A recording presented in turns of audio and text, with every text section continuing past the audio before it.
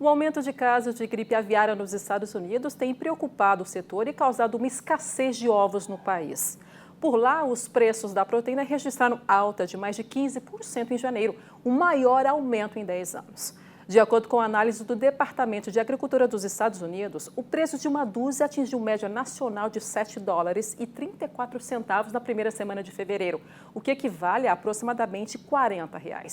Quem nos ajuda a entender esse cenário e também os impactos no mercado global é o gerente da consultoria Agro do Itaú BBA, César de Castro. César, muito boa tarde. Antecipadamente, eu já agradeço essa entrevista. Seja bem-vindo ao Mercado e Companhia de hoje. Muito obrigado, eu que agradeço. Prazer estar aqui com vocês. César, com a confirmação do caso do vírus H5N1 no estado da Geórgia e a suspensão das atividades avícolas por lá, como é que a crise está impactando a produção avícola nos Estados Unidos em termos de oferta, processamento e exportações? Olha, eu diria que não muito, tá? Surpreendentemente, apesar do impacto que isso pode parecer que traz, os Estados Unidos são um país muito grande, né? Uma produção muito relevante. Eles vêm sofrendo já há algum tempo com os casos de gripe aviária. Esse assunto tem ficado ainda mais relevante por conta do impacto em humanos, né? Então, já foram confirmados quase 70 casos em humanos, desses 70 casos em 12 estados, né, desde o ano passado, né, o começo do ano passado. Houve uma morte, né, passou para rebanho leiteiro, suspeita-se que isso tenha vindo através de fezes de aves e aparentemente a doença está mutando e no caso da produção avícola, o impacto foi muito grande em ovos, né, não à toa os preços estão muito elevados, mas os Estados Unidos, eles são, né, praticamente autossuficientes, eles exportam até um pouco de ovos, eles também importam do Brasil, especialmente ovos secos, né, muito pequenos volumes em relação a tudo que produzem. Então, os impactos, sim, têm sido mais regionais, né, o impacto de preços, não, ele deriva, né, para o país todo, mas as perdas de produção, elas são muito menores do que aparentemente sugere, tá? Alguma coisa, talvez, né, os números, cerca de 5% do plantel de galinhas tenha sido perdido, e com uma expectativa de que eles devam recuperar a produção, tá? O USDA estima que a produção de ovos americana esse ano vai cair 1%. Então, não é algo tão significativo e que pode abrir oportunidades para outros países exportarem para lá. Não, tá? Eu diria que eles devem se manter bastante, razoavelmente resilientes, né, após esses episódios. Mas é um assunto incerto, né? A doença está avançando, mas é possível que eles venham a se recuperar. A expectativa é de que no terceiro e quarto tri desse ano a situação esteja melhor. Perfeito. Existem outros fatores, além do aumento de casos de influenza aviária, que têm impulsionado essa alta nos preços dos ovos? Qual que é a previsão de normalização dos preços, na sua opinião, César? Serão essas duas perguntas. Olha, em curto prazo não normaliza, né? Novamente, os números do USDA de fevereiro sugerem que os preços caiam a partir do terceiro tri, né? Então tem um tempo, né, até essa situação. A curto prazo vai ser realmente mais complicado, né? Você tem altas aí possivelmente de mais de 150% no primeiro tri desse ano em relação ao mesmo período do ano passado. E não é só a gripe aviária, eu diria que isso é o principal, né? Que levou uma redução do número de galinhas poedeiras, mas você tem também um ambiente inflacionário nos Estados Unidos, né, com energia, mão de obra, principalmente, também fazendo com que os custos, em geral, dos produtos sejam mais elevados. Mas, obviamente, o principal impacto tinha a perda de aves que levou a essa queda de produção. César, qual tem sido a resposta dos produtores que enfrentam restrições de mercados? Os mercados globais, eles têm sentido algum impacto diante disso?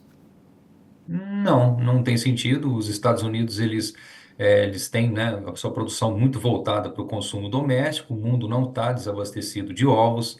Eu diria que o impacto ele é muito relevante nos produtores que perderam aves, né, uma situação bem regionalizada, né, nem todo a produção de ovos dos Estados Unidos está sofrendo grandes impactos, é mais onde houve esses problemas, tá? Então, para o comércio internacional, eu diria que não tem nenhum impacto, é mais uma conjuntura local dos Estados Unidos. E a alta de preços que nós temos visto no Brasil também não tem, que é bem expressiva nas últimas semanas, não tem nada a ver com o que está acontecendo lá.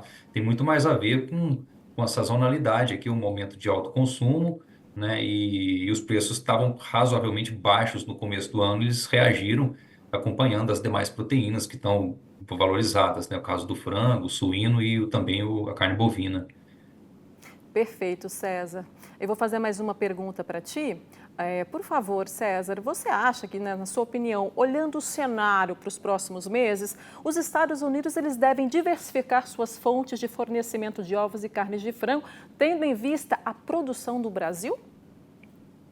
Não acredito. Os Estados Unidos eles não são dependentes em volumes significativos de importação de ovos. A carne de frango também a expectativa é de maior produção esse ano. Não está impactada a produção americana de frango por gripe aviária. O problema é mais nos ovos. Você tem também patos, marrecos, mas não em carne de frango. E nos ovos, a importação americana equivale a 0,2% da produção. Então, ela é muito insignificante. Não acredito que eles teriam.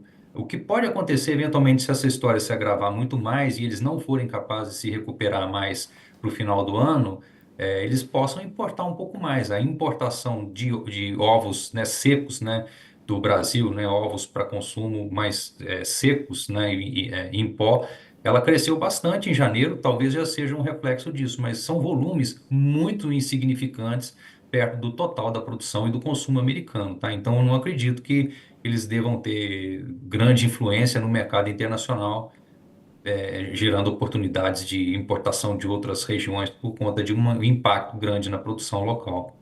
César, aqui no Brasil, o preço dos ovos disparou nos últimos anos. Em Bastos, a principal região produtora do estado de São Paulo. A média da caixa com 30 dúzias do tipo extra branco subiu de 36,5% em relação a janeiro. Isso em uma nota divulgada pela Associação Brasileira de Proteína Animal, esclarecendo que o aumento é uma situação sazonal comum ao período, que é vamos dizer assim, quaresma. Na sua opinião, essa é a real situação do Brasil? Eu acho que sim, sem dúvida, né? Os preços dos ovos eles tinham caído, né, no comecinho do ano, eles deram uma enfraquecida num período, né? O primeiro mês sempre é tradicionalmente mais fraco, caiu muito. E agora a gente teve uma reação bem forte, tem muito a ver com a época do ano, né, o momento, a produção de ovos ela tem crescido nos últimos anos, mas tem nesse caso, né, dessa proteína, tem tido um boom de consumo, né? O consumo per capita vem se elevando, as pessoas estão procurando mais o produto, o setor consegue responder, tá? Mas você tem outros componentes, né, que nos preocupam mais para esse ano. Eu diria que o principal é o cenário para o milho. A gente tem tido cada vez mais sinais de que o Brasil pode ter uma oferta de milho um pouco menor que o esperado, num contexto de um consumo que está bem ativo, né? Seja das proteínas animais, para as rações, mas também o setor de etanol de milho. Então, vamos ver como vai ser o clima, né, durante a safrinha e quanto da área pode não conseguir ser plantada na janela ideal, que seria, né, até o final desse mês de fevereiro. Fora dessa janela, o milho já fica sujeito a menor produtividade, então pode ser que a gente tenha uma situação no segundo semestre também apertada. Para o primeiro semestre, a gente já não vai ter muita saída, né? O estoque está menor e a produção, né, da primeira safra ela vem razoavelmente pequena, porque a área caiu. Então, o cenário de custos ele traz alguma preocupação, mas essa alta que a gente viu agora, ela é mais um ajuste de preços vis-à-vis a outras proteínas e especialmente o momento do ano que é de forte demanda. César, muito obrigada pela entrevista. Eu te agradeço a participação. Foi um prazer, eu que agradeço.